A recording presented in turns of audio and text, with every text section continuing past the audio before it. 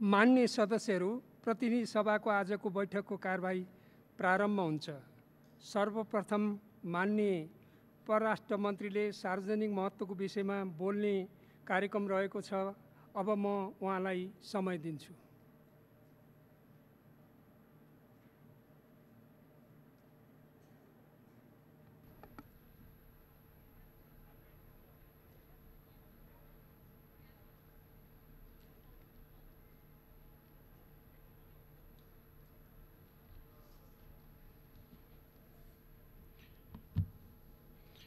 सम्मानीय सभामुख महोदय, यस सम्मानित सदन समक्ष एउटा महत्त्वपूर्ण सार्वजनिक महत्त्वको विषयमा सरकारको औपचारिक दृष्टिकोण प्रस्तुत गर्न उपस्थित भएको छु। सम्मानीय सभामुख महोदय, अहिले सिङ्गो विश्व कोभिड-19 अर्थात् कोरोना भाइरसको महामारी विरुद्ध अत्यन्त कठिन लडाईँ लडिरहेको छ र दक्षिण एसियाका हामी सबै मुलुकहरू पनि त्यही महामारीको विरुद्ध एकमात्र कार्यसूची बनाएर एकमात्र प्राथमिकता बनाएर लडिरहेका छौँ। सबैको ध्यान यही विषयमा केन्द्रित भइरहेको बेला अस्ति वैशाख 26 गते 2077 तदनुसार 8 मे 2020 का दिन भारतले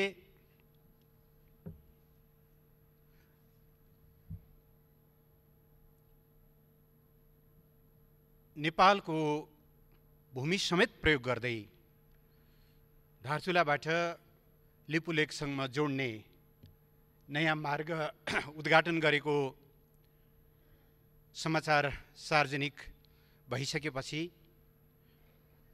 सबै देशभक्त नेपालीहरूमा एउटा गहिरो चिन्ता र व्यापक चासो प्रकट भएको छ। पृष्ठभूमिमा हेर्दा यो बाटो सम्बन्धी निर्णय भारत सरकारले सन् 2005 मा गरेको र 2008 देखि औपचारिक रूपमा निर्माण कार्य सुरु गरेको देखिन्छ र 2014 देखि यसले नयाँ गति लिएको, तीव्रता लिएको समेत घटनाक्रमहरूले प्रश्न पारेका छन्। यस सन्दर्भमा एउटा महत्त्वपूर्ण विषय म सम्मानीय सभामुख महोदय मार्फत सदन समक्ष राख्न चाहन्छु। नेपालमा 25 अप्रिल 2015 का दिन विनाशकारी भूकम्प गयो र त्यो भूकम्पको क्षतिको विरुद्ध राहत र उद्धारमा नेपाल जुटिरहेको बेला भूकम्पको करिब 20 दिनपछि भनौँ 15 मई 2015 को दिन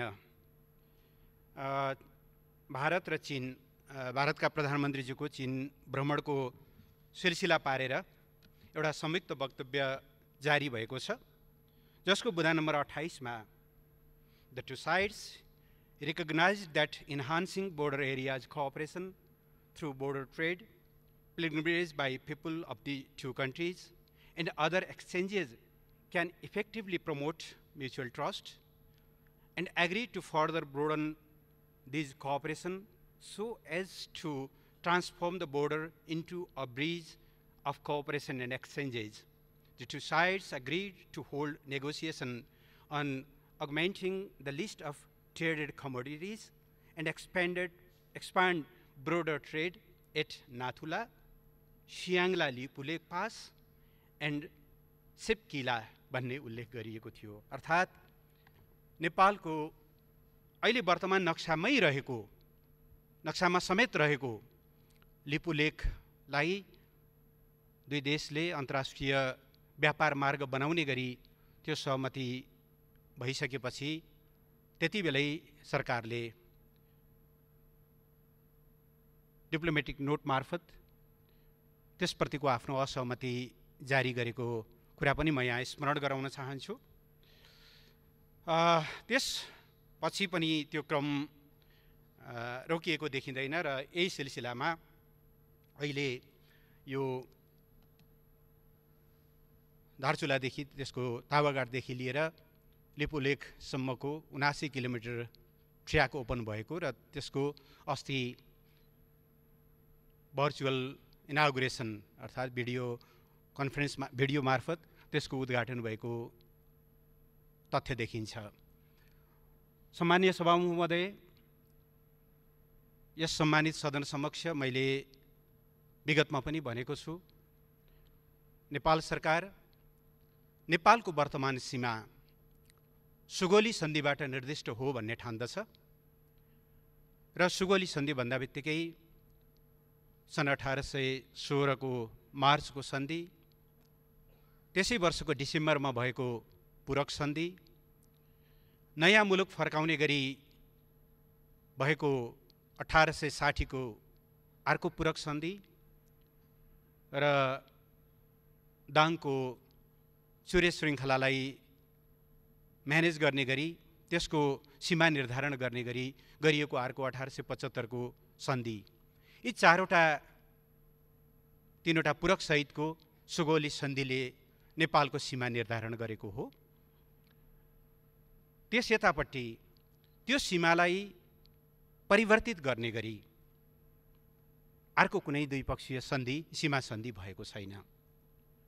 नेपाल त्यही सुगौली सन्धिका आधारमा त्यो सन्धि, त्यति बेलाका नक्साहरू, प्राप्त ऐतिहासिक तथ्यहरू, प्रमाणहरू, नेपाली जनताले भोगचलन गरेका तिरोहरू र अन्य दस्तावेजहरू र तथ्य र प्रमाणका आधारमा यो समस्याको समाधान गर्नुपर्छ भन्ने मान्यता राख्दछ र नोभेम्बर 2, 2019 मा भारतद्वारा आफ्नो राजनीतिक नक्साको 8औं संस्करण प्रकाशित गरिसकेपछि र त्यो नक्सामा नेपालले भन्दै आएका, मान्दै आएका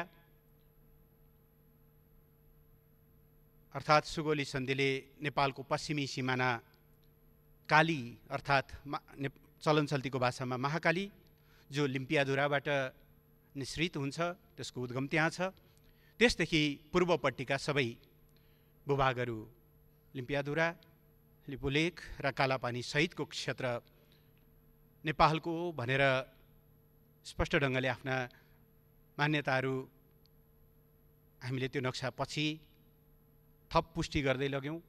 हामीले डिप्लोमेटिक नोटहरू पठायौँ र यो समस्याको समाधान दुवै देशले मन्जुर गरेको 2014 मै मन्जुर भएको परराष्ट्र सचिव स्तरीय संयन्त्रबाट टुङ्ग्याइनुपर्छ भन्ने मान्यताका आधारमा हामीले त्यो समस्याको समाधानका लागि निरन्तर कूटनीतिक पहलहरू गरिरहेको बेहोरा म जानकारी गराउन चाहन्छु। यही पृष्ठभूमिमा हामीले प्रस्तावित गरेको डेटको औपचारिक जवाफ समेत प्राप्त नभइकन अथवा नदिइकन अस्ति जुन बाटोको उद्घाटन गरिएको छ, नेपाली टेरिटोरी समेत प्रयोग गरेर यसप्रति नेपाल सरकारको गम्भीर ध्यानाकर्षण भएको छ र त्यस सम्बन्धमा नेपाल सरकारको दृष्टिकोण मैले औपचारिक रूपमा सदन समक्ष प्रस्तुत गर्न चाहन्छु। हामीले हिजो शनिबारको दिन नेपाल सरकारको आधिकारिक दृष्टिकोण देहाय बमोजिम प्रस्तुत गरेका छौँ। म त्यो वाचन गर्ने र यहाँ टेबल गर्ने अनुमति चाहन्छु। The government of Nepal has learned with regret about the inauguration yesterday by India of link road connecting of Lipulekh, Nepal, which passes through Nepali territory. The government of Nepal has consistently maintained that, as per the Sugauli Treaty 1816, all the territories east of Kali, Mahakali River, including Limpiadhura, Kalapani, and Lipulekh, belong to Nepal. This was reiterated by the government of Nepal several times in the past, and most recently through a diplomatic note addressed to the government of India, dated 20th November 2019, in response to the new political map issued by the latter.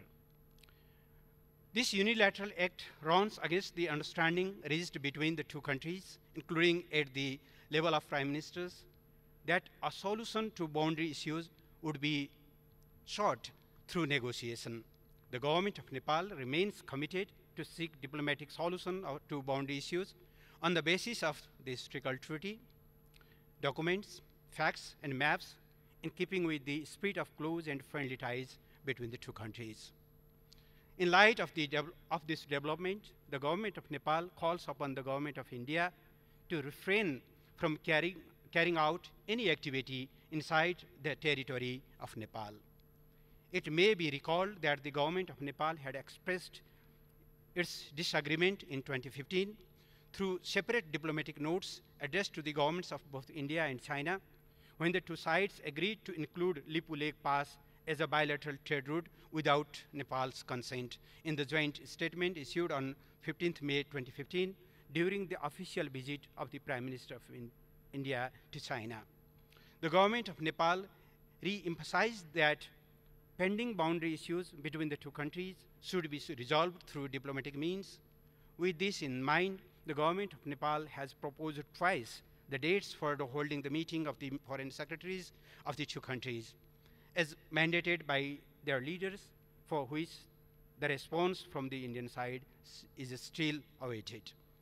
It may be noted that the two governments had constituted the Eminent Persons Group EPG on Nepal-India relations with a mandate to recommend measures and institutional framework with a view to elevating the existing relations to a new height. The group has concluded its task and prepared a consensus report. The government of Nepal is ready to receive the report and believes that it will be in the interest of two countries to implement its recommendations, which will also help address the outstanding issues left by the history, thereby paving the way for ever stronger neighborly relations. Ministry of Foreign Affairs, Singadarbar, Kathmandu, 9th May 2020.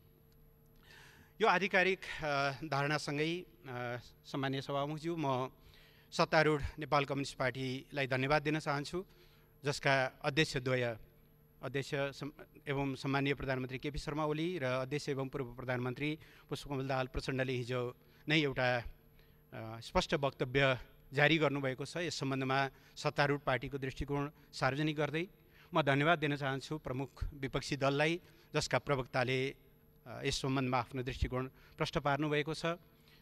राप्रपाका नेता पूर्व उपप्रधान तथा परराष्ट्र मन्त्री कमल थापाज्यू, पूर्व प्रधानमन्त्रीले अस्ति doctor Baburam भट्टराईले सदनमा त्यस विषयमा आफ्नो धारणा बताउनु भएको छ। राष्ट्रिय जनमोर्चा लगायत प्राय सबै राजनीतिक दलहरूले यस सम्बन्धमा एउटा युनानिमिटी, एउटा एक स्वरमा यसको बारेमा राष्ट्रिय हितको पक्षमा आफ्नो दृष्टिकोण सार्वजनिक गर्नुभएको छ। म सबै राजनीतिक दल र नेताजीहरूलाई धन्यवाद दिन चाहन्छु। यसले राष्ट्रियताको यस कठिन सङ्घर्षमा सरकारलाई बल पुगेको छ र सिङ्गो देश यस मामलामा युनिफाइड छ, एकताबद्ध छ भन्ने कुरा पनि यसले प्रष्ट पारेको छ। म उहाँहरू सबैलाई धन्यवाद दिन चाहन्छु। म नेपाल सरकारको तर्फबाट फेरि एकचोटि यो समस्याको नेपालले कूटनीतिक समाधान चाहेको छ। एकातिर नेपालको राष्ट्रिय हितलाई सर्वोपरि राखिनेछ, त्यसमा सम्झौता रहित अडान राखिनेछ, सँगसँगै असल छिमेकीपन, असल मित्रताको भावनालाई पनि हामीले सँगसँगै अगाडि लैजानेछौँ।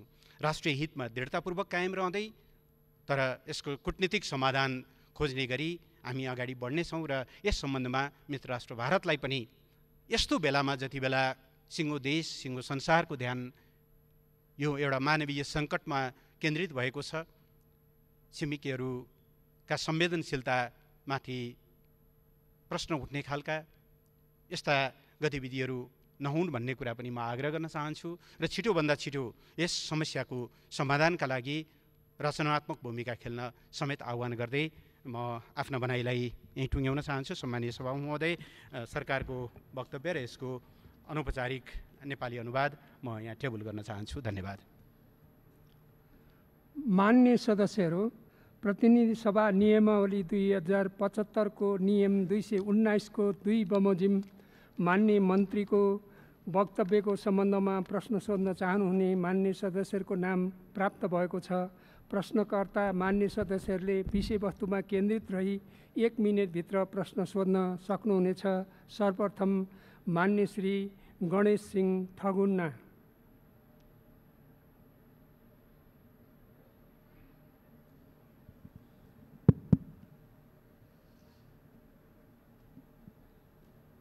सम्माननीय सभामुख महोदय, नेपाल सरकारले लिम्पियाधुरा लिपुलेक कालापानी क्षेत्रको सीमा विवाद बारे र सो क्षेत्रमा भारतीय पक्षले निर्माण गरिरहेका सडक लगायत पूर्वाधार निर्माण बारे लिएको अडान स्वागतयोग्य छ, जसको म प्रशंसा गर्न चाहन्छु। सुगौली सन्धिबाट कायम भएको भारत नेपाल सीमा महाकाली नदीको पूर्व नेपाल र पश्चिम भारतीय भूभाग रहेकोमा लिम्पियाधुराबाट निस्कने काली नदी पूर्वको लगभग 397 वर्ग किलोमिटर भूभाग विगत 60 वर्षभन्दा अगाडिदेखि भारतीय प्रशासनिक र राजनीतिक नियन्त्रणमा छ। हाल सो क्षेत्रमा भारतले विगत 10-15 वर्ष अगाडिदेखि सडक लगायतका पूर्वाधारका कामहरू गरिरहेको छ। नेपाल सरकारले सो भूभाग नेपालको भएको र सो भूभागमा एकपक्षीय रूपमा पूर्वाधार निर्माण नगर्न भारत सरकार समक्ष प्रष्ट धारणा राखेको छ, जुन स्वागतयोग्य कुरा छ। भारत सरकारले सीमा विवाद कोरोनाको समस्या समाधान भएपछि द्विपक्षीय मान्य श्री दिलेन्द्र प्रसाद बडु। सम्माननीय सभामुख महोदय, धेरै लामो निन्द्रापछि आज बिउजे जस्तो छ एउटा डिप्लोमेटिक नोट पठाएको सुनियो। यो उद्घाटन आज उद्घाटन मात्रै भएको हो, कहिलेदेखि बन्न सुरु भयो यो सूचना यो सरकारसित थियो कि थिएन? त्यति बेला जति बेला यो एग्रिमेन्ट भयो चीन र भारतको बिचमा, त्यति बेला सुशील कोइरालाको सरकार थियो र उसले अत्यन्त गम्भीर प्रोटेस्ट नोट पठाएको थियो र त्यसपछि आज उद्घाटन हुँदासम्म यो सरकारले के नोट पठाएको छ, के लेखेको छ, यसको जानकारी अहिले चाहियो। यो सरकारको बाटो बन्दै थियो भन्ने कुरा जानकारी यदि छैन भने यसको सूचना माध्यम समाप्त भएका हुन् कि यससित कुनै सूचनाको समाज छ कि छैन? मैले यसबारेमा यही सदनमा हाम्रोपट्टिको बाटो नबन्ने तर उतातिर युद्धस्तरमा बाटो बनिरहेको र 6 महिनापछि कालापानी र लिफुले पुग्दैछ भन्ने कुरा बोल्दा पनि ध्यानाकर्षण नहुने मैले मिडियामा पनि बोलेको छु र सरकार के गरेर सुतिरहेको थियो। त्यसकारणले सरकारले यसबारेमा जानकारी गराउनु पर्दछ। मान्य श्री महन्त ठाकुर।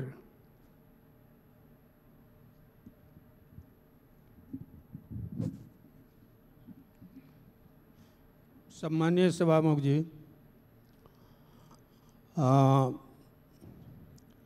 यो प्रश्न पटक पटक लिपियाधुरा लिपुलेक कालापानीको सम्बन्धमा पटक पटक आवाज उठिरहेको छ, जुलुसहरू प्रदर्शनहरू भइरहेको छ, त्यो सबैलाई जानकारी। तर यो समस्याको समाधानतर्फ के स्टेप उठायो त्यो अहिले जुन हामीले सुन्यौँ कि नोटहरू डिप्लोमेटिक नोटहरू पठाइएको छ कुराहरू, तर समाधान भएन। सर्वप्रथम यी जग्गाहरूमा हाम्रो कहीँ उपस्थिति छ कि छैन? लिपियाधुराको क्षेत्रमा बस्तीहरू देखिन्छ।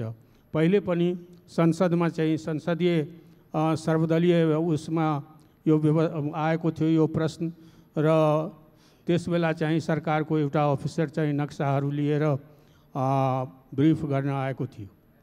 त्यहाँ बस्ती देखिन्छ। म प्रश्न गर्दाखेरि डिस्कसनमा छलफल हुँदाखेरि ती बस्तीहरूको सम्बन्ध भारत सरकारसँग छ। मान्य श्री सरिता गिरी।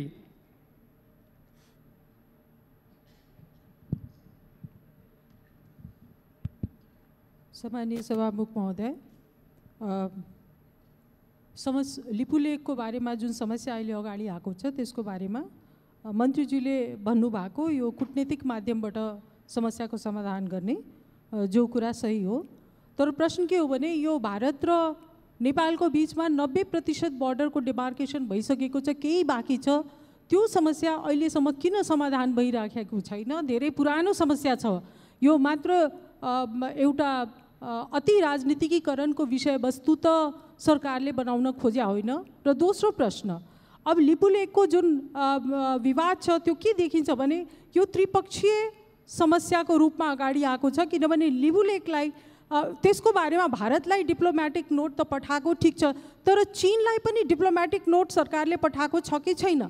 किनभने यो लिपुलेकको बारेमा जुन सहमति भएको छ त्यो भारत र चीनको बिचमा भएको छ, जुन कि परराष्ट्र मन्त्रीजीले आफ्नो प्रस्तुतिमा भन्नुभयो। त्यसले गर्दा यसमा चाहिँ दुवै पक्ष दुवै छिमेकी देशसँग चाहिँ कूटनीतिक प्रयासको आवश्यकता छ। मान्य श्री दुर्गा पौडेल। सम्मान्य सभामुख महोदय, मान्य मन्त्रीजीले प्रस्तुत गरेको विषयमा कूटनीतिक नोट प्रस्तावित गरिसकेपछि त्यसको व्यवस्था गरेको कुरा यहाँ जाहेर भयो। त्यसले गर्दा अहिले त्यो टेरेको अवस्था देखिएन, इन्डियाले टेरेको अवस्था देखिएन, मिचेरै लैजान कोसिस गरेको देखियो। त्यसैले अबको अवस्थामा अन्तर्राष्ट्रियकरण गरेर जानुपर्छ, अन्तर्राष्ट्रिय अदालतमा तान्नुपर्छ। त्यसको निम्ति सरकारको के धारणा छ त्यो बुझ्न चाहन्छु। धन्यवाद। मान्य श्री प्रेम सुवाल। सभामुख महोदय, दक्षिण एसियामा भारतको नीति आक्रामक र शत्रुतापूर्ण छ। बेलायती उपनिवेशवादको प्रभावमा रहेको भारत अहिले अमेरिकी साम्राज्यवादको प्रभावमा छ। सन् 1962 मा अमेरिकाले भारतलाई चीन विरुद्ध लडायो। अमेरिकाले नै भारतलाई बङ्गलादेश टुक्रा गर्न र सिक्किम लिन लगाएको हो। अहिले अमेरिका र भारत मिलेर नेपाललाई एमसीसी सम्झौता गराउँदैछ। यसले कुन कुन देश समाप्त हुने हो? सरकारको सचेतता खोइ। सन् 2008 देखि भारतले नेपाली भूमि मिचेर निर्माण गरेको सडकबारे सरकारले के गरेको छ? अन्तर्राष्ट्रिय अदालतमा मुद्दा दिएको खोइ। धन्यवाद। मान्य श्री राजेन्द्र प्रसाद लिङ्गदेन। सम्माननीय सभामुख महोदय, माननीय परराष्ट्र मन्त्रीज्यूको भनाइबाट नै के थाहा भयो भन्दाखेरि सरकारलाई 2012 देखि नै यो सडक बन्दै थियो भन्ने कुरा। सरकार के हेरेर बस्यो? यो आज एक रातमा बनेको होइन भन्ने कुरा प्रष्ट भइसकेको छ। र त्यति मात्र होइन, गत नोभेम्बरमा जब भारतले नयाँ नक्सा प्रकाशित गर्यो कि त्यसपछि हाम्रो संसदीय समितिले सरकारलाई भनेको छ हाम्रो पनि नयाँ नक्सा प्रकाशित गर्नु पर्यो भनेर। सरकार किन सुतेर बस्यो? त्यसकारण म खेद व्यक्त गर्न चाहन्छु, दुःख व्यक्त गर्न चाहन्छु कि भर्खरै 2-2.5 महिना अगाडि उप प्रधानमन्त्री, रक्षा मन्त्री पनि त्यस क्षेत्रमा भ्रमण गरेर आउनुभयो। त सरकार यो सब कुरा किन ढाकछोप गरिराखेको छ? सरकार सीमा जस्तो, हाम्रो सार्वभौमिकता जस्तो विषयमा किन उदासीन बनिराखेको छ? किन चाहिँ यो ढाकछोप गरेर लुकाउने, छिपाउने काम गरिराखेको छ? म अत्यन्तै दुःख व्यक्त गर्न चाहन्छु, खेद व्यक्त गर्न चाहन्छु। र सरकारले अब प्रेस नोट दिएर केवल लेखेर मात्र होइन, यसलाई प्रधानमन्त्री तहमा पनि कुरा होस्। भएन। मान्य श्री भीमबहादुर रावल। सम्मान्य सभामुख महोदय, सर्वप्रथम म नेपाली भूमिमा भारतले अतिक्रमण गरेकोमा सम्पूर्ण नेपाली जनताको तर्फबाट त्यसको निन्दा गर्न चाहन्छु, भत्सना गर्न चाहन्छु। त्यो अन्तर्राष्ट्रिय कानुनको विरुद्ध छ, असल छिमेकी नीतिको विरुद्ध छ र त्यो आजको सभ्य समाजको विरुद्ध छ।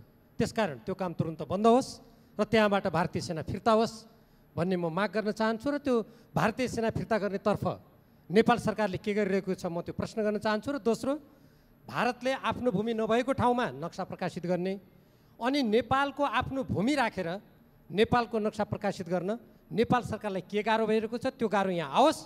यो सम्मानित सदनले त्यो गाह्रो फुकाउनलाई अग्रसरता लिन्छ भन्ने मलाई विश्वास छ। धन्यवाद। मान्य श्री मिनेन्द्र प्रसाद रिजाल।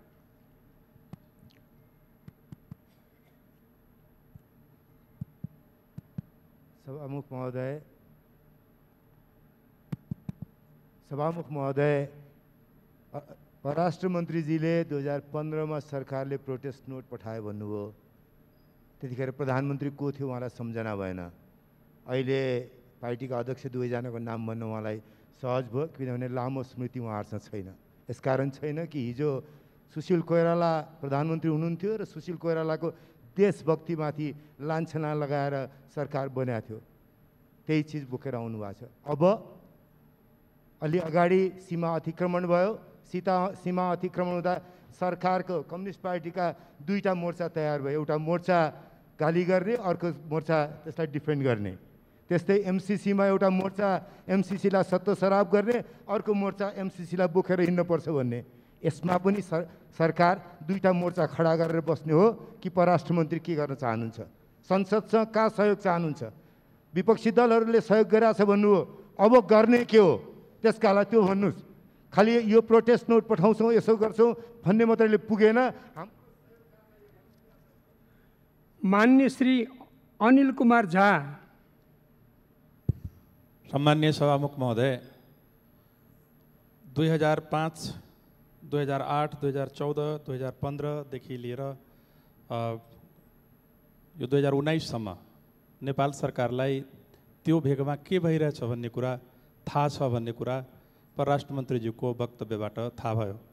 माननीय मोहन ठाकुरज्यूले अघि राखिरहनु भएको विषयलाई जोड्दै म के यहाँ जानकारी चाहन्छु परराष्ट्र मन्त्रीज्यूबाट भने के यो डिप्लोमेटिक च्यानलबाट पत्राचार भइरहेको र नेगोसिएसन भइरहेको कुरा लाई छोडेर अब यो वक्तव्यबाजी र जुलुस नाराले समस्या समाधान गर्ने वा अघि साथीहरूले भन्नुभयो जस्तै यसको सैन्य समाधान खोज्नेतिर देश जाँदैछ कि डिप्लोमेटिकै च्यानलबाट खोज्ने हो, त्यो बुझ्न चाहन्छु। धन्यवाद। मान्य श्री कृष्ण भक्त पोखरेल।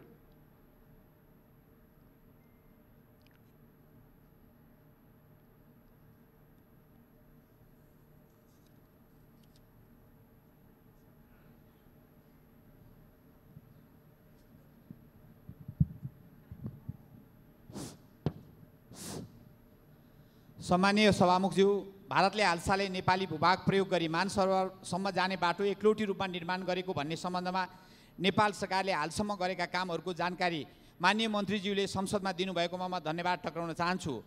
सन् 1816 को सुगौली सन्धिले काली नदीको पूर्वतर्फको भाग नेपालको हो भन्ने कुरामा कुनै विवाद देखिँदैन। हाम्रो अखण्ड सार्वभौम भूमि लिपुलेकबाट भारतले एकलौटी रूपमा बाटो बनाउने हाम्रो सार्वभौमतामाथिको आक्रमण हो। तसर्थ द्विपक्षीय बहुपक्षीय वार्ता संवादका माध्यमबाट समस्याको समाधान गर्न प्रयास युद्ध स्तरमा सरकारले गरोस् र यदि समाधान हुन सकेन भने संयुक्त राष्ट्रसङ्घ र अन्तर्राष्ट्रिय अदालतसम्म पनि यो विषयलाई पुर्याउने दिशातर्फ सरकारले प्रयत्न गरोस्। धन्यवाद। मान्य श्री पुष्पा भूषाल गौतम। सम्मानीय सभामुख महोदय, सभामुख मार्फत माननीय परराष्ट्र मन्त्रीज्यूलाई प्रश्न। सुगौली सन्धि हाम्रो सबभन्दा बलियो प्रमाण हो। 1816 मा भएको सुगौली सन्धिको बुँदा नम्बर 5 मा लिम्पियाधुरा कालापानी लिपुलेक नेपालको भनेर प्रष्ट लेखिएको छ। तर नेपाल सरकारको मन्त्रीमण्डलको भूमि सुधार मन्त्रीज्यूले लिम्पियाधुरा नेपालको नक्सामा छैन भनेर उहाँले गैर जिम्मेवार अभिव्यक्ति दिनुभएको छ। एउटा मन्त्रीको यो गैर जिम्मेवार अभिव्यक्तिको जिम्मा अब मन्त्रीमण्डलको अध्यक्ष, नेपाल सरकार र माननीय परराष्ट्र मन्त्रीले लिने कि नलिने? धन्यवाद। मान्य श्री जनार्दन शर्मा।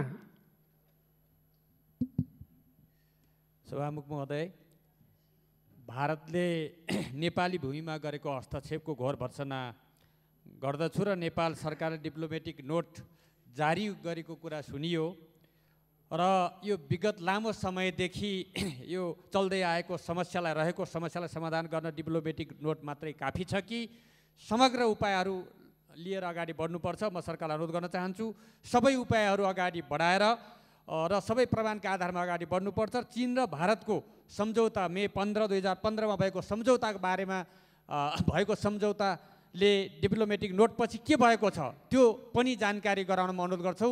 चीनलाई पनि यस खालको त्रिदेशीय एउटा चीनसँग पनि यो खालको त्यो सहमतिका विरुद्ध आपत्ति जनाउनुपर्छ भन्ने मेरो भनाइ छ। धन्यवाद।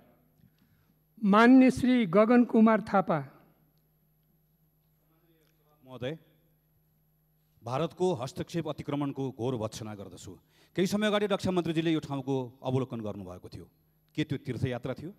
थिएन भने उहाँले सरकारलाई के बताउनु भयो र सरकारले त्यो बिचमा के काम गर्यो? भारतले त प्रश्न बनिसक्यो, हामीले हाम्रो भूभागमा बनाएका हौँ र अब सङ्क्रमण सकिएपछि तपाईँहरूसँग छलफल गरौँला। के नेपालले अब रिग्रेट गरेर मात्र बस्ने हो वा हाम्रो भूमि तिमीलाई प्रयोग गर्न दिँदैनौ भनेर अब्जेक्ट गर्ने हो?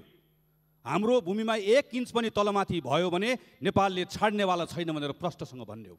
भारतको यो दादागिरी र चीनको न्यानो सहयोगको प्रतिरोध गर्न नेपाली काङ्ग्रेस सिङ्गो नेपाली जनता तयार छ। सरकारले हामीबाट के सहयोगको अपेक्षा गरेको छ हामी जान्न चाहन्छौँ। धन्यवाद। मान्य श्री सुरेन्द्र प्रसाद पाण्डे।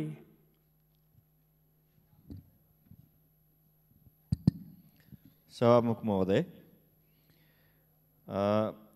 अहिले जुन विषयमा हामी छलफल गरिरहेका छौँ, सबभन्दा पहिला त म यो नेपाली भूमिमा जुन निर्माण भएको सडकको कुरा छ, म त्यसमा आपत्ति व्यक्त गर्न चाहन्छु, निन्दा गर्न चाहन्छु।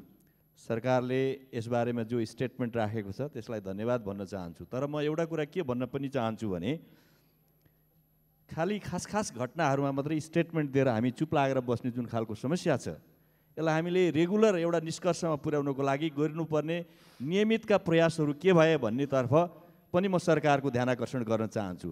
खालि एउटा घटना आउँछ, स्टेटमेन्ट दिन्छौँ, त्यसपछि हामी शान्त भएर बस्छौँ, बाँकी कुनै प्रयासहरू हुँदैन। फेरि अर्को घटना आउँछ, फेरि हामी खालि स्टेटमेन्ट दिने खालको स्थितिमा मात्रै छौँ। त्यसो भएले यसतर्फ सरकारले नियमित के प्रयास गर्छ र यस पछिका योजनाहरू के निर्माण गर्छ त्यसको बारेमा म सदनलाई जानकारी गराउनको पनि माग गर्दछु। धन्यवाद। मान्य सदस्यहरू, अब मान्य परराष्ट्र मन्त्रीलाई उक्त प्रश्नहरूको सम्बन्धमा जवाफ दिन अनुमति दिन्छु।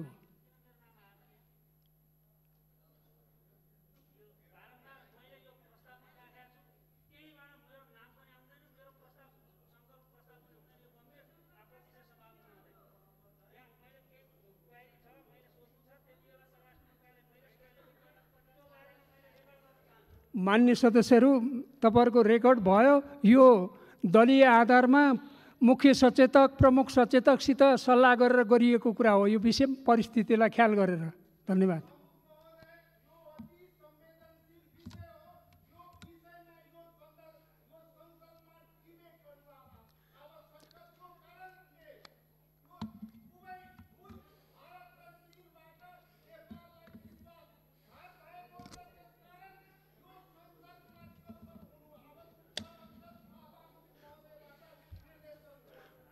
उपयुक्त समयमा छलफल हुन्छ, मेरो ध्यान आकर्षण भयो। मान्य सदस्य, मान्य मन्त्रीज्यू। सम्मानीय सभामुख महोदय, छलफलमा भाग लिनुहुने र छलफलमा थप भाग लिन पाऊँ र हाम्रा कुराहरू राख्न पाऊँ भन्ने सबै मान्य सदस्यज्यूहरूलाई म धेरै धेरै धन्यवाद भन्न चाहन्छु। मैले अघि पनि भनेको थिएँ, वास्तवमा यसले सरकारलाई एउटा स्ट्रेन्थ दिएको छ राष्ट्रिय हितका सवालमा अझ दृढतापूर्वक अगाडि बढ्न र एउटा परिणाम निस्किने गरी काम गर्नको निम्ति भन्ने म आग्रह गर्न चाहन्छु। सबै मान्य सदस्यज्यूहरूलाई धन्यवाद भन्न चाहन्छु। यो निर्माण कार्यको बारेमा सरकारलाई थाहा नहुने भन्ने प्रश्नै भएन र हामीले त्यसको बारेमा यो समस्याको समाधान, सीमा समस्याको समाधानको बारेमा पटक पटक प्रयासहरू गर्दै आएको, पटक पटक हामीले वार्ताका निम्ति मितिहरू प्रस्तावित गरेको र जुनसुकै लेभलमा, चाहे त्यो दुवै देशले स्वीकार गरेको परराष्ट्र सचिव लेभलमा या परराष्ट्र मन्त्री लेभलमा या त्योभन्दा माथिल्लो लेभलमा या पोलिटिकल लेभलमा, ट्र्याक 1, ट्र्याक 1.5 या ट्र्याक 2, जुनसुकै लेभलबाट पनि कुराकानी गर्नका लागि हामी तयार रहेको हामीले पटक पटक बताउँदै आयौँ। केही इन्फर्मल कुराकानीहरू नभएका पनि होइनन्। यस बिचमा सामान्यतया गएको फेब्रुअरी महिनाको लास्टतिर बैठक बस्न सक्ने दिशातिर हाम्रा छलफलहरू अगाडि बढेका थिए, तर कोरोनाको महामारीसँगै हाम्रा ध्यानहरूलाई स्वाभाविक रूपले यो महामारीको विरुद्ध केन्द्रित गर्नुपर्ने अवस्था सृजना भयो। त्यस कारणले गर्दा त्यो बैठक हुन सकेको छैन। तर पनि मलाई के विश्वास छ भने यस्ता समस्याहरूको समाधान कूटनीतिक माध्यमबाटै गर्न सकिन्छ। सरकारले त्यसको दृढ विश्वास लिन्छ। हिजो भारतीय विदेश मन्त्रालयका प्रवक्ताको हाम्रो वक्तव्य आइसकेपछिको एउटा प्रतिक्रिया छ, जसमा उहाँहरूका आफ्ना क्लेमहरू उल्लेख गर्दै पनि कोरोना पछि हामी चाहिँ वार्ताको टेबलमा बस्न तयार छौँ भन्नुभएको छ। त्यसले गर्दा कूटनीतिक माध्यमबाट समाधान गर्न सकिन्छ भन्ने कुरामा सरकारको दृढ विश्वास रहेको म यहाँहरूलाई जानकारी गराउन चाहन्छु। प्रतिपक्ष दलका मान्य सदस्यहरूले भन्नुभएको छ सरकार कस्तो खालको सहयोग चाहन्छ। यस्तै खालको सहयोग नै हो। यहाँहरूको निरन्तर साथ रहोस्, यस्ता प्रश्नहरूमा बलियो राष्ट्रिय एकता होस्, यस्ता प्रश्नहरूलाई यो दल र त्यो दलको नभनियोस्। म आग्रह गर्न चाहन्छु। मैले नेपाल सरकारले 2015मा चाहिँ प्रोटेस्ट गर्यो भने मैले कुनै दल विशेषको नाम लिइनँ। माननीय सदस्यले सुशील कोइरालाको नाम लिनुभयो, मेरो पनि आदरणीय दाजु र स्वर्गीय प्रधानमन्त्री। तर माननीय सदस्यले यो बिर्सिनुभयो क्या र त्यो संयुक्त सरकार थियो र त्यो संयुक्त सरकारमा परराष्ट्र मन्त्री तत्कालीन नेकपा एमालेका नेता महेन्द्रबहादुर पाण्डे पनि हुनुहुन्थ्यो। त्यसो यस्ता प्रश्नहरूमा धेरै संवेदनशीलता ल्याउने र राजनीतिकरण गर्ने काम गर्नु उचित हुँदैन भन्ने म ठान्दछु। यो साझा समस्या हो र साझा समस्यालाई साझा ढङ्गले नै समाधान गर्न सकिन्छ। यसमा मैले सत्तापक्ष प्रतिपक्ष केही हेरेको छैन। सिङ्गो देश यस मानेमा युनिफाइड छ। अघि एकजना माननीय सदस्यहरूले खेद व्यक्त गर्नुभएको नेपालको टेरिटोरी मिचियो भनेर खेद व्यक्त गर्नुभएको होला। टेरिटोरी फर्काउनका निम्ति लडिरहेको सरकारको बारेमा त पक्कै पनि उहाँले खेद व्यक्त गर्नुभएको होइन होला, नभए गलत निशानामा लाग्यो उहाँको भन्ने लाग्छ मलाई। यो 90% समाधान भयो, बाँकी समाधान भएन, यसलाई प्रतिशतमा हेर्न मिल्दैन।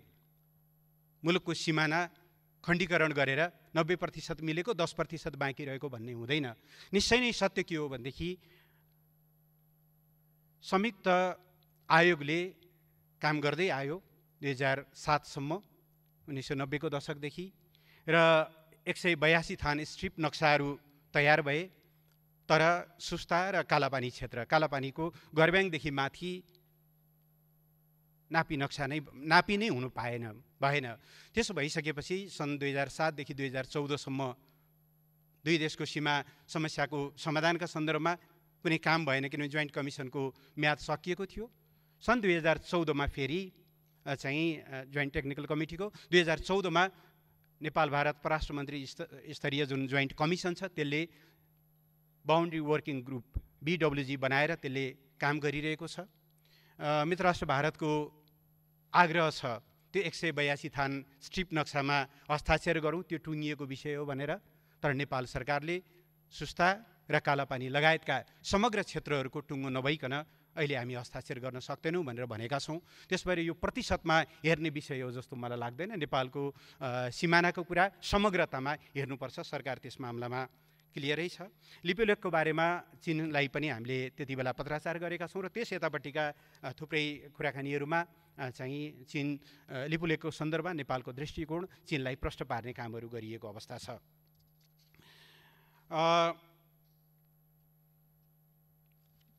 यसबाहेक यसमा उदासीन हुनुपर्ने, ढाकछोप हुनुपर्ने कुनै प्रश्न नै भएन। सेना फिर्ताको सन्दर्भमा सम्माननीय प्रधानमन्त्रीले औपचारिक रूपमा आह्वान गर्नुभएको छ।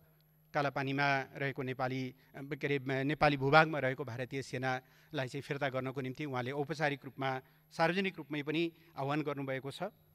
नक्साको बारेमा विभिन्न समितिहरूले र यही सम्मानित सदनमा पनि प्रश्नहरू उठेको छ र सरकारलाई निर्देशन प्राप्त भएको छ। सरकारले त्यो निर्देशन अनुसार काम गर्नेछ। नक्सा सार्वजनिक गर्नु अगाडि त्यसको समग्र प्राविधिक पक्षहरू 1 इन्च पनि बढी हुन 1 इन्च पनि तल हुन नहुने सबै कुराहरूलाई पर्याप्त तयारी गरेर र सम्पूर्ण कुरालाई चाहिँ चेक जाँच गरेर सार्वजनिक गर्नुपर्ने भएको हुनाले केही समय लागेको हो। सम्मानित सदनको र संसदका विभिन्न समितिहरूले दिएको निर्देशन अनुसार नै सरकारले नक्सा सार्वजनिक गर्ने कुरामा कुनै समस्या रहने कुरा भएन। यस सम्बन्धमा एउटा नेपालको नक्साको बारेमा एकजना मन्त्रीज्यूको अभिव्यक्तिलाई लिएर कमेन्ट गरिएको छ। म सम्मानीय सभामुख महोदय, म जानकारी गराउन चाहन्छु। अहिले नेपालले प्रचलनमा ल्याएको 2032 सालदेखि प्रचलनमा रहेको राजनीतिक नक्सामा चाहिँ लिपुलेख र कालापानी भूभाग समेटिएको छ। त्योभन्दा पश्चिमको भूभाग समेटिएको स्थिति छैन। त्यो वर्तमान सरकारले गरेको होइन। यो कुरा एका राख्न अथवा यस सम्बन्धी जानकारी लिनलाई पनि म आग्रह गर्न चाहन्छु। र धेरै मान्यज्यूहरूले एउटा समग्र खालि एउटा औपचारिक पत्राचार अथवा वक्तव्य या डिप्लोमेटिक नोटहरू पठाउने मात्रै नभएर समग्र संयन्त्रहरू परिचालित गरियोस्, सबै खालका उपायहरू अवलम्बन गरियोस् भन्ने जुन आग्रह गर्नुभएको छ त्यसलाई सरकारले एउटा महत्त्वपूर्ण मार्गदर्शनको रूपमा लिएको छ। यहाँहरूको यो सुझावलाई ध्यानमा राखेर हामी सबै खालका कूटनीतिक प्रयासहरूलाई प्रभावकारी ढङ्गले अगाडि बढाउने र नेपाली जनताको भावना अनुसार नेपालको सार्वभौम सत्ता, राष्ट्रियता, राष्ट्रिय भौगोलिक अखण्डता, स्वाभिमान र राष्ट्रिय हितको रक्षाका निम्ति दृढतापूर्वक अघि बढ्ने विश्वास म सम्मानित सदनमा प्रस्तुत गर्न चाहन्छु सम्मानीय सभामुख महोदय मार्फत र यति भनेर आफ्नो भनाइहरू टुङ्ग्याउँछु। धन्यवाद।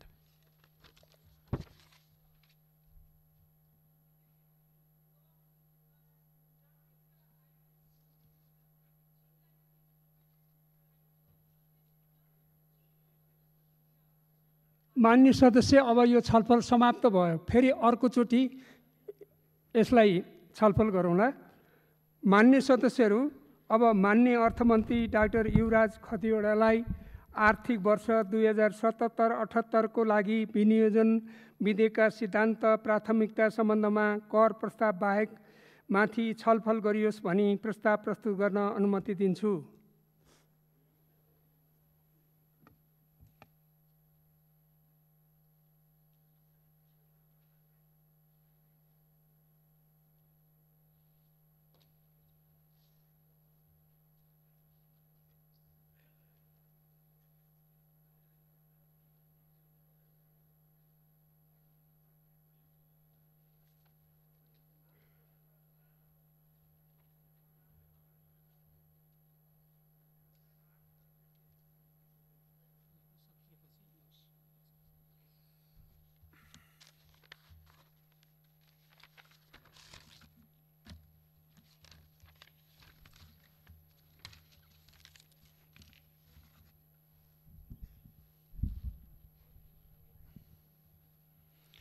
सम्माननीय सभामुख महोदय, सङ्घीय गणतन्त्र नेपालको यस गरिमामय संसदमा नेपाल सरकारको अर्थमन्त्रीको रूपमा आर्थिक वर्ष 2077-78 को विनियोजन विधेयकमा समावेश हुने बजेट तथा कार्यक्रमका सिद्धान्त र प्राथमिकता पेश गर्न पाउँदा गौरवको अनुभूति गरेको छु।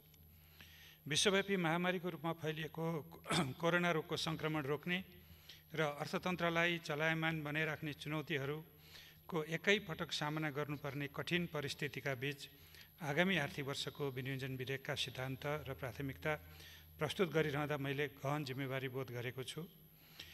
यी चुनौतीहरूलाई सम्बोधन गर्दै विकास, सुशासन र समृद्धिको यात्रा सुचारू गर्ने मूल ध्येयका साथ आगामी आर्थिक वर्षको बजेट तथा कार्यक्रमका सिद्धान्त र प्राथमिकता यस सम्मानित संसदमा पेश गर्ने अनुमति चाहन्छु। कोरोना रोगको महामारीबाट विश्वमै ठुलो मानवीय र आर्थिक क्षति भएको छ भने मनोवैज्ञानिक त्रास पनि सृजना भएको छ। कोभिड-19 नाम दिएको यो रोगले सृजना गरेको स्वास्थ्य सङ्कट न्यूनीकरण गर्न चालिएका कदमहरूबाट विश्व अर्थतन्त्र नै प्रभावित हुन पुगेको छ। मानव जीवनमाथिको यो विश्वव्यापी सङ्कटले विकासका सिद्धान्त, मान्यता र प्राथमिकताहरू पुनः परिभाषित हुन थालेका छन्। नेपाल सरकारले कोरोना रोग सङ्क्रमणको जोखिम घटाउन पूर्व सावधानी अपनाए अन्तर्राष्ट्रिय हवाई उडान बन्द गरेको, अन्तर्राष्ट्रिय सीमा नाकाबाट हुने आवत जावत रोकेको र आन्तरिक आवागमनमा समेत रोक लगाएका कारण सङ्क्रमितको सङ्ख्या न्यून रहेको छ भने मानवीय क्षति अहिलेसम्म बेहोर्नु परेको छैन। यस विपदको सामना गर्न सबै नेपालीले देखाएको ऐक्यबद्धतालाई सरकारले उच्च मूल्याङ्कन गरेको छ। विद्यमान चुनौती सामना गर्ने क्रममा अभूतपूर्व क्रियाशीलताका साथ जनप्रतिनिधिहरूले नागरिकको सुरक्षा र सेवामा देखाएको तदारुकता र समर्पणबाट सङ्घीयताको औचित्य र महत्त्व स्थापित भएको छ। कोरोनाको सङ्क्रमण जोखिम न्यूनीकरण गर्न अवलम्बन गरिएका राष्ट्रिय तथा अन्तर्राष्ट्रिय कदमहरूबाट देशले गम्भीर आर्थिक समस्याको सामना गर्नु परेको छ। हाम्रो बाह्य क्षेत्रसँगको श्रम, पर्यटन, व्यापार तथा लगानीका क्षेत्रहरूमा कायम रहेको अन्तर आबद्धताको कारण श्रम बजार, निर्माण, उत्पादन, पर्यटक आगमन र आपूर्तिको श्रृङ्खलामा गहिरो प्रभाव परेको छ। अर्थतन्त्रका अन्य क्षेत्र पनि कुनै न कुनै रूपमा प्रभावित भएका छन्। आगामी आर्थिक वर्षको बजेटले वर्तमान सरकारले अघि बढाएको विकास, सुशासन र समृद्धिको मार्गमा कोभिड-19 को कारण परेको असर निराकरण गर्दै अर्थतन्त्रलाई गतिशील तुल्याउनु पर्ने भएको छ। विनियोजन विधेयक 2077 को सिद्धान्त र प्राथमिकता तय गर्दा मैले नेपालको संविधानले परिकल्पना गरेको लोक कल्याणकारी राज्यको अवधारणा, समाजवाद उन्मुख आर्थिक प्रणालीको जग निर्माण गर्नुपर्ने जिम्मेवारी र द्रुत विकासप्रतिको जनआकाङ्क्षालाई प्रमुख मार्गदर्शकको रूपमा लिएको छु। राज्यका निर्देशक सिद्धान्त, नीति तथा दायित्व एवं नागरिकका मौलिक हक कार्यान्वयनमा बनेका कानुनहरूबाट सृजित दायित्वहरूलाई बजेट तर्जुमाको आधारको रूपमा लिइनेछ। जनअनुमोदित वामपक्षीय चुनावी घोषणापत्र 15औं योजनाले लिएका विकासका आवधिक एवं दीर्घकालीन लक्ष्यहरू, मध्यम आय भएको मुलुकमा स्तरोन्नति हुने प्रतिबद्धता र दिगो विकास लक्ष्य हासिल गर्ने हाम्रो राष्ट्रिय रणनीतिसँगै विश्वव्यापी कोरोना महामारीको कारण सिर्जना भएका नयाँ चुनौतीहरूको सामना गर्नेतर्फ विशेष ध्यान दिनेछु। सम्मानीय सभामुख महोदय, अब म यस सम्मानित सदन समक्ष विनियोजन विधेयक 2077 समावेश हुने बजेट तथा कार्यक्रमका सिद्धान्तहरू प्रस्तुत गर्ने अनुमति चाहन्छु। संविधानले परिलक्षित गरेको लोक कल्याणकारी राज्य निर्माणको लागि सार्वजनिक, निजी र सहकारी क्षेत्रको सहभागितामा सामाजिक न्यायसहितको तीव्र आर्थिक विकास तथा सबै प्रकारका असमानताको अन्त्य गर्दै समाजवाद उन्मुख, आत्मनिर्भर, उन्नतशील, स्वतन्त्र र समृद्ध अर्थतन्त्र निर्माण गर्नेतर्फ आगामी वर्षको बजेट निर्देशित हुनेछ। संविधान प्रदत्त नागरिकका मौलिक हक कार्यान्वयन गर्न तर्जुमा गरिएका कानुनहरूको नागरिकले अनुभूत गर्ने गरी लागू गर्न बजेट केन्द्रित हुनेछ। विकास, सुशासन र समृद्धिको यात्रामा हालसम्म हासिल भएका उपलब्धिलाई संस्थागत गर्दै कोरोनाको महामारीबाट नागरिकको जीवन रक्षा गर्न गुणस्तरीय एवं सर्वसुलभ स्वास्थ्य सेवा सुनिश्चित गरी लोक कल्याणकारी राज्यको दायित्व निर्वाह गर्ने दृष्टिकोणबाट आगामी आर्थिक वर्षको बजेट तर्जुमा गरिनेछ। भविष्यमा आउन सक्ने विपदको पूर्व तयारी र व्यवस्थापन गर्ने कार्यतर्फ आगामी वर्षको बजेटले पर्याप्त ध्यान दिनेछ। कोरोना रोगको सङ्क्रमणको जोखिम नियन्त्रण गर्न चालिएका कदमहरूबाट अर्थतन्त्रमा देखा परेको शिथिलताको अन्त्य गर्दै आर्थिक गतिविधिलाई नयाँ विश्वास, जागरण, क्रियाशीलता र द्रुत गतिका साथ अघि बढाउने र स्थायित्व सहितको उच्च आर्थिक वृद्धि दरको चरणमा शीघ्र प्रवेश गर्ने गरी अर्थतन्त्रलाई थप गतिशील बनाउनेतर्फ बजेट केन्द्रित हुनेछ। प्रत्येक नागरिकले सुरक्षित र मर्यादित जीवनयापन गर्न पाउने गरी काम र रोजगारी, खाद्य सुरक्षा एवं सार्वकालिक सामाजिक सुरक्षा तथा सेवा सुविधा र संरक्षणको प्रत्याभूति हुने र राज्यको अभिभावकीय भूमिकाबाट सबै नेपालीले आफ्नो उच्चतम वैयक्तिक विकास गर्ने अवसर प्राप्त गर्नेतर्फ आगामी आर्थिक वर्षको बजेट परिलक्षित हुनेछ। उत्पादनका साधनमा सबै नागरिकको पहुँच स्थापित गर्ने र लाभको न्यायोचित वितरण गर्ने प्रणालीको विकासमा बजेटले ध्यान दिनेछ। विपन्नता, गरिबी र असमानताको शीघ्र अन्त्य गर्न सुविधाविहीन र कमजोर वर्ग, क्षेत्र तथा समुदायलाई राज्यको तर्फबाट विशेष व्यवस्था गरिनेछ। सङ्घीयता कार्यान्वयनमा हालसम्म हासिल भएका उपलब्धिहरूलाई संस्थागत गर्दै सङ्घ, प्रदेश र स्थानीय तहको समन्वयात्मक प्रयासबाट उपलब्ध सबै साधन, स्रोत, क्षमता र सम्भावनाहरूको दिगो रूपमा अधिकतम उपयोग गरी द्रुत विकास गर्न आगामी वर्षको बजेट निर्दिष्ट हुनेछ। कोरोना महामारीको कारण विकसित भएको अन्तर्राष्ट्रिय ऐक्यबद्धता र सौहार्दतालाई अवसरको रूपमा लिई थप अन्तर्राष्ट्रिय र राष्ट्रिय स्रोत, साधन एवं क्षमताको उपयोग गर्नेतर्फ बजेट लक्षित हुनेछ। कोरोना महामारीको रोकथामका लागि चालिएका कदमहरूको कारण निजी क्षेत्रको व्यवसायलाई परेको असर सम्बोधन गर्न कर सहुलियत र मौद्रिक उपकरण मार्फत आर्थिक पुनर्जागरण र पुनरुत्थानका मुख्य सम्भागका भूमिका निर्वाह गर्न सक्षम तुल्याउनेतर्फ बजेट उन्मुख हुनेछ।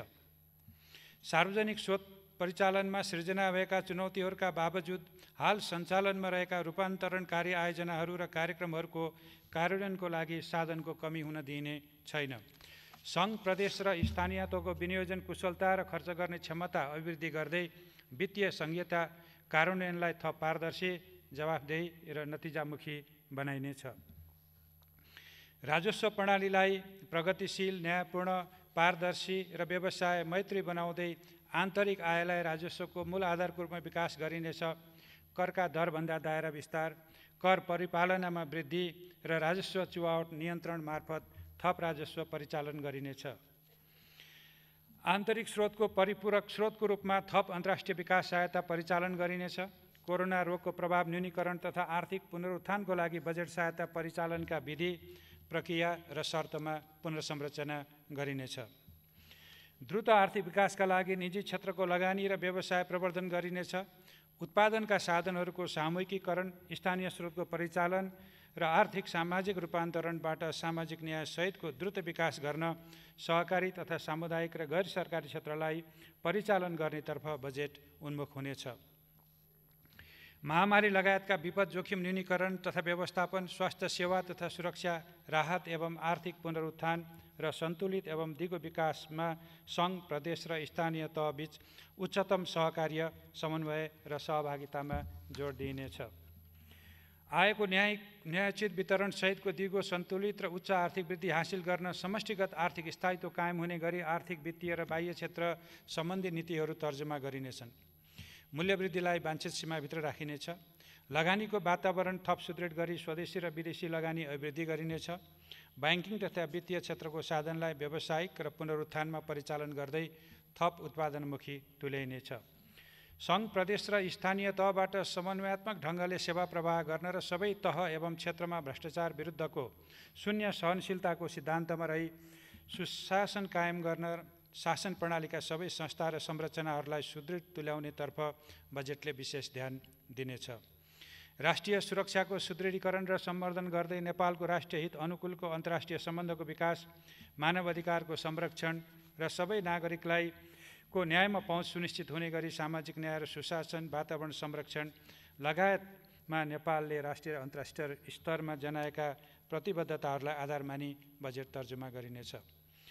सम्मानीय सभामुख महोदय, अब म विनियोजन विधेयक 2077मा समावेश हुने आयोजना र कार्यक्रमको प्राथमिकता प्रस्तुत गर्ने अनुमति चाहन्छु। कोरोना रोगको रोकथाम, नियन्त्रण र उपचार एवं भविष्यमा आउन सक्ने यस प्रकारको महामारी विरुद्ध लड्न स्वास्थ्य प्रणालीलाई सबल र सुदृढ तुल्याइनेछ। सङ्घ, प्रदेश र स्थानीय तहको सहलगानीमा स्वास्थ्य पूर्वाधार विकास, जनशक्तिको क्षमता अभिवृद्धि र स्वास्थ्य बिमाको विस्तार मार्फत स्वास्थ्य प्रणालीलाई उत्थानशील बनाइनेछ। आधारभूत स्वास्थ्य सेवामा सबै नागरिकको पहुँच सुनिश्चित गर्दै सेवाको गुणस्तर अभिवृद्धिमा प्राथमिकता दिइनेछ। सबै नागरिकलाई साक्षर बनाउने अभियानलाई प्राथमिकता दिइनेछ। गुणस्तरीय र जीवन उपयोगी शिक्षाको अवसर सुनिश्चित गरी उत्पादक नागरिक तयार गरिनेछ। आधारभूत तथा माध्यमिक शिक्षाको गुणस्तर अभिवृद्धि गर्दै माध्यमिक तहमा प्राविधिक तथा व्यावसायिक शिक्षालाई जोड दिइनेछ। उच्च शिक्षालाई गुणस्तरीय बनाइनेछ। युवालाई विकास र सामाजिक रूपान्तरणको संवाहकको रूपमा परिचालन गरी राष्ट्र निर्माणको नेतृत्व गर्न सक्षम तुल्याइनेछ। खेलकुद पूर्वाधार निर्माण र खेलाडीलाई प्रोत्साहित गर्दै यस क्षेत्रको समग्र विकास गरिनेछ। खेलकुदका निर्माणाधीन राष्ट्रिय र क्षेत्रीय स्तरका ठुला पूर्वाधार सम्पन्न गर्न प्राथमिकता दिइनेछ। महिलाको समग्र उत्थान, सशक्तिकरण तथा लैङ्गिक समानता हासिल गर्ने र लैङ्गिक हिंसाको अन्त्य गर्न विशेष कार्यक्रम सञ्चालन गरिनेछ। लैङ्गिक उत्तरदायी शासन प्रणाली प्रवर्धन गरिनेछ। बालबालिकाको संविधान प्रदत्त अधिकार सुनिश्चित गरिनेछ। समाजका अशक्त, अपाङ्ग, टोरा, असहाय तथा सडक बालबालिकालाई सरकारले अभिभावकत्व लिई संरक्षण प्रदान गर्नेछ। संविधानमा राज्यको निर्देशक सिद्धान्त अन्तर्गत उल्लेखित सामाजिक न्याय र समावेशीकरण सम्बन्धी नीति कार्यान्वयन गरिनेछ। भूमिहीन, किसान, विपन्न, दलित तथा सुकुम्बासीलाई भूमिमा पहुँच बढाउँदै रोजगारी र आवासको हक कार्यान्वयन गर्ने कार्यक्रम सञ्चालन गरिनेछ। विद्यमान सामाजिक कुरीति र हिंसा विरुद्ध नागरिक चेतना अभिवृद्धि गर्दै यस्तो कार्यलाई कानुन बमोजिम दण्डित गरिनेछ। नागरिकहरू बीच कुनै पनि आधारमा भेदभाव नहुने सुनिश्चित गरिनेछ। कोरोनाको कारण गुमेको रोजगारीलाई पुनर्स्थापन गर्न, वैदेशिक रोजगारीबाट फर्कनेलाई रोजगारी उपलब्ध गराउन र स्वरोजगारी बढाउन कृषि, साना घरेलु तथा मझौला उद्यमहरू र सेवा क्षेत्रमा संलग्न हुन उत्प्रेरित हुने गरी बजेट तर्जुमा गरिनेछ। रोजगारी सिर्जना गर्ने र न्यूनतम रोजगारीको प्रत्याभूति दिने कार्यक्रमलाई प्रदेश र स्थानीय तहसँगको सहकार्यमा एकीकृत रूपमा सञ्चालन गरिनेछ। सिपमूलक तालिम मार्फत उद्यमशीलता र स्वरोजगारी सिर्जना गर्दै सबै नागरिकलाई उत्पादनसँग जोड्ने गरी कार्यक्रमहरू सञ्चालन गरिनेछ। श्रमिकको पारिवारिक, सामाजिक र आर्थिक हित बजेटको प्राथमिकतामा रहनेछ। अनौपचारिक क्षेत्रमा काम गर्ने र दैनिक जालामा जीवन निर्वाह गर्ने श्रमिकलाई श्रममूलक प्रविधि मार्फत रोजगारीमा आबद्ध गरी आर्थिक क्रियाकलाप विस्तार गरिनेछ। वैदेशिक रोजगारीमा देखिन थालेको चुनौतीलाई स्वदेशमा काम र रोजगारी बढाई तीव्र आर्थिक वृद्धि गर्ने अवसरको रूपमा उपयोग गर्न एवं अर्थतन्त्रलाई गतिशील बनाउन श्रममूलक उद्योग तथा निर्माणमा थप पुँजी परिचालन गर्न निजी क्षेत्रमा आन्तरिक र प्रत्यक्ष बाह्य लगानीलाई प्रोत्साहित गरिनेछ। सबै नागरिकले राज्यबाट संरक्षित भएको महसुस गर्ने गरी सामाजिक सुरक्षाका कार्यक्रमलाई एकीकृत रूपमा सञ्चालन गरिनेछ। ज्येष्ठ नागरिक, बालबालिका, विपन्न व्यक्ति तथा परिवार र सीमान्तकृत समुदायको सामाजिक संरक्षणको दायित्व राज्यले वहन गर्नेछ। सामाजिक सुरक्षाका कार्यक्रमलाई आर्थिक क्षमताको आधारमा क्रमशः समतामूलक र योगदानमा आधारित बनाइनेछ। नेपाली अर्थतन्त्रको भरपर्दो आधारको रूपमा रहेको कृषिमा टुटेको उत्पादन सम्बन्धलाई कोरोना महामारी पश्चात प्राप्त हुने सम्भावनालाई पुनर्स्थापित गर्ने अवसरको रूपमा लिँदै कृषि क्रान्तितर्फ साधन र स्रोत परिचालन गरिनेछ। कृषि क्षेत्रलाई व्यवसायीकरण र यान्त्रिकरण गर्दै खाद्य सुरक्षा, कृषकको आयस्तरमा सुधार, आयात प्रतिस्थापन र निर्यात प्रवर्धन गरिनेछ। कृषि क्षेत्रमा सिँचाइको व्यवस्थासहित कृषि सामग्री प्रविधि र बजार सुनिश्चित गरिनेछ। भूमि ब्याङ्कको अवधारणा कार्यान्वयनमा ल्याई उपयोगविहीन जमिनको उत्पादनशील उपयोग गरिनेछ। जमिनको चक्लाबन्दीलाई प्रोत्साहित गरी सहकारी कृषक समूह र संस्था मार्फत सामूहिक खेती अभियान सञ्चालन गर्न प्राथमिकता दिइनेछ। निजी क्षेत्रको नवप्रवर्तन, सक्षमता, स्रोत, साधन एवं उद्यमशीलताको पूर्ण उपयोग गर्दै आर्थिक क्षमता बढाउने, थप रोजगारी सिर्जना गर्ने तथा सरकार र निजी क्षेत्रबीच आदर्श साझेदारीको माध्यमबाट राष्ट्रिय पुँजी निर्माणको गतिलाई तीव्रता दिनेतर्फ बजेटले प्राथमिकता दिनेछ। स्वदेशी कच्चा पदार्थमा आधारित उच्च मूल्य अभिवृद्धि गर्ने र निर्यातमूलक उद्योग स्थापना गर्न प्रोत्साहित गरिनेछ। आयात प्रतिस्थापन गर्ने उद्योगहरूलाई संरक्षण गरिनेछ। Hotel, restaurant, airlines, travel, trekking, पर्वतारोहण लगायतको सम्पूर्ण पर्यटन क्षेत्रको पुनरुत्थानलाई उच्च प्राथमिकता दिइनेछ। पर्यटन गन्तव्य र वस्तुलाई विविधीकरण गर्नुको साथै पर्यटन पूर्वाधारको विस्तार गरिनेछ। विमानस्थल निर्माण र स्तरोन्नतिको कार्य अगाडि बढाइनेछ। आन्तरिक पर्यटन र संरक्षित क्षेत्र लक्षित पर्यटनका माध्यमबाट ग्रामीण उद्यम र स्थानीय उत्पादन वृद्धिलाई जोड दिनेछ। भाषा, साहित्य, कला र संस्कृतिको सम्वर्धन र प्रवर्धन गरिनेछ। वन क्षेत्रको दिगो उपयोग गर्न वैज्ञानिक वन व्यवस्थापनको माध्यमबाट वन पैदावारलाई उद्यम र आर्थिक विकाससँग जोडिनेछ। वन तथा वातावरण संरक्षण र जलवायु परिवर्तन न्यूनीकरण र अनुकूलनलाई प्राथमिकता दिँदै विकास आयोजना सञ्चालन गरिनेछ। आधारभूत खानेपानी सेवामा सबै नागरिकको पहुँच एवं खानेपानीको गुणस्तर अभिवृद्धि बजेटको प्राथमिकता हुनेछ।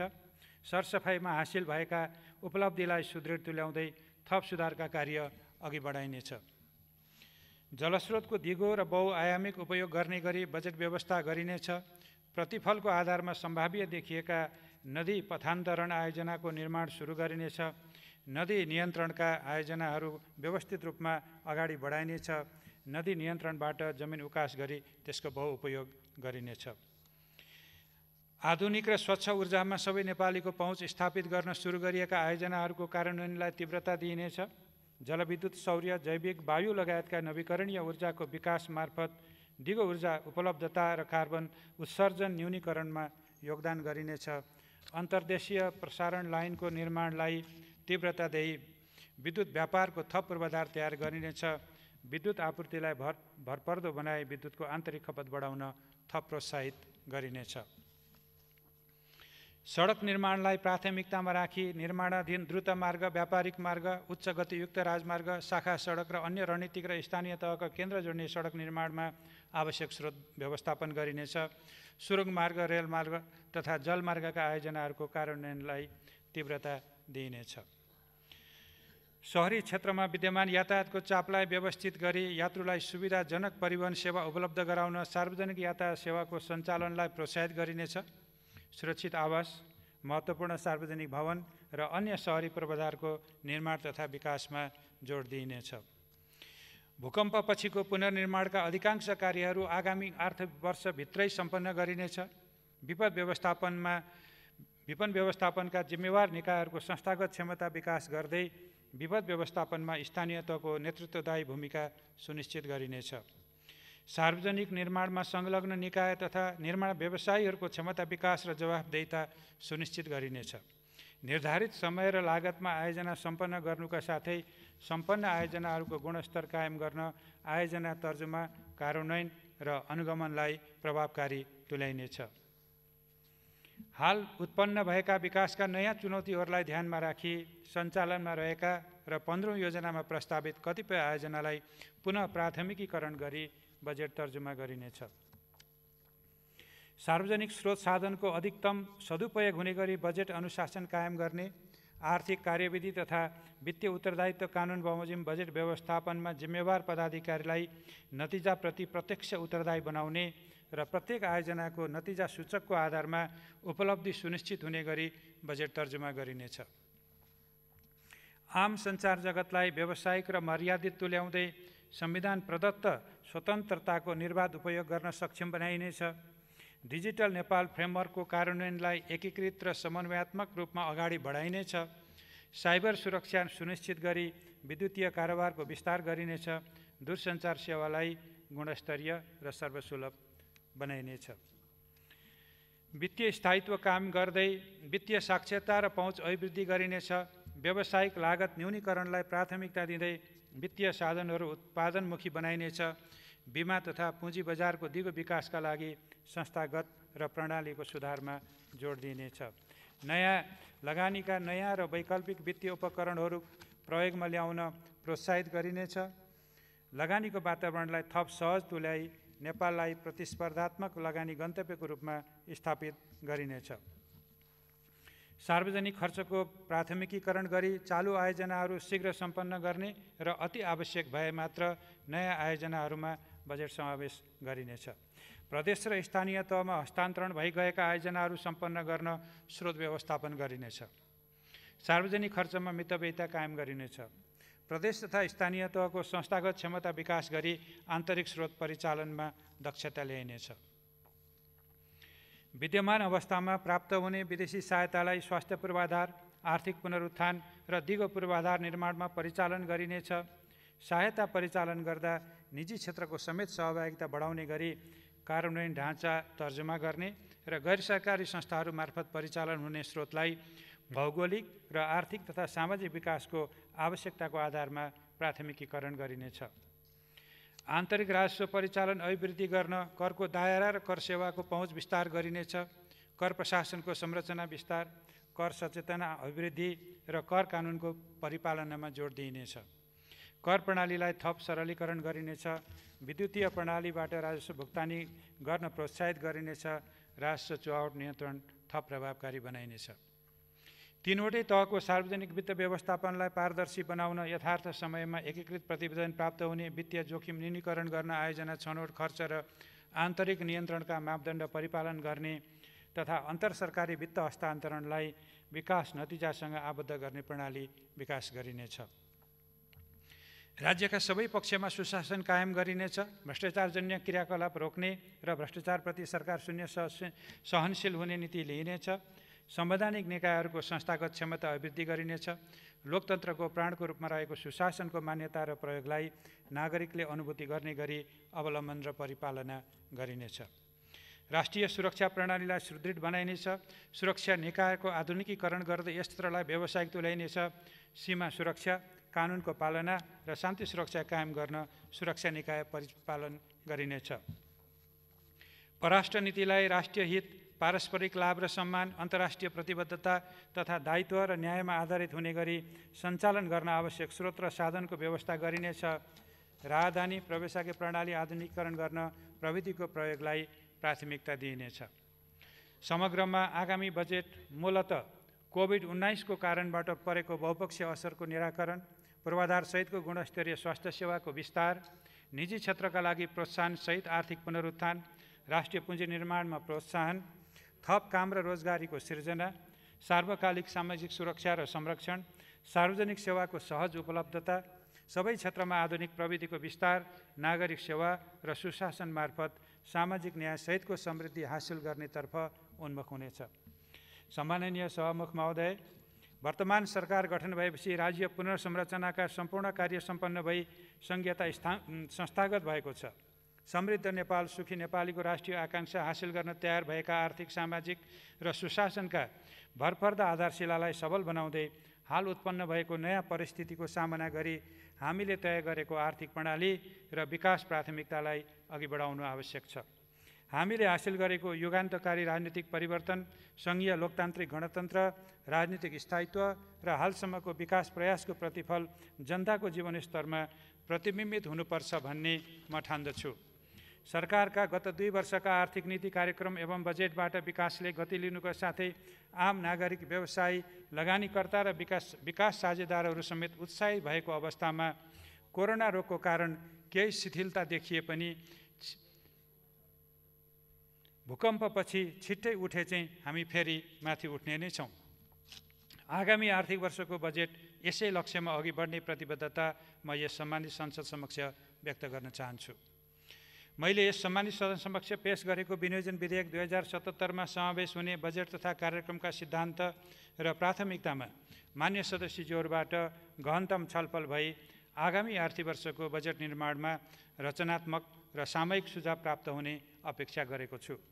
मान्य सदस्यज्यूहरूबाट प्राप्त हुने सुझावहरूलाई आगामी आर्थिक वर्षको बजेट निर्माण गर्दा मार्गदर्शनको रूपमा लिने प्रतिबद्धता समेत व्यक्त गर्न चाहन्छु। धन्यवाद। सम्माननीय सभामुख महोदयको अनुमतिले अब 2077-78 का लागि विनियोजन विधेयकका सिद्धान्त र प्राथमिकता सम्बन्धमा कर प्रस्ताव बाहेक माथि छलफल गरियोस् भनी प्रस्ताव गर्दछु। धन्यवाद।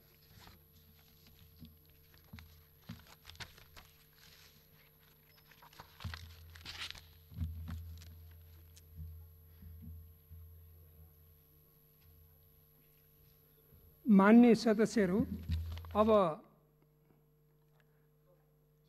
2077-78 को लागि विनियोजन विधेयकका सिद्धान्त र प्राथमिकता सम्बन्धमा कर प्रस्ताव बाहेक माथिको छलफल यही 2077 साल वैशाख 29 र 30 गते हुने बेहोरा जानकारी गराउँछु। मान्य सदस्यहरू, अब अर्को बैठक 2077 साल वैशाख 29 गते सोमबार बिहान 11 बजे बस्ने गरी यो बैठक स्थगित हुन्छ।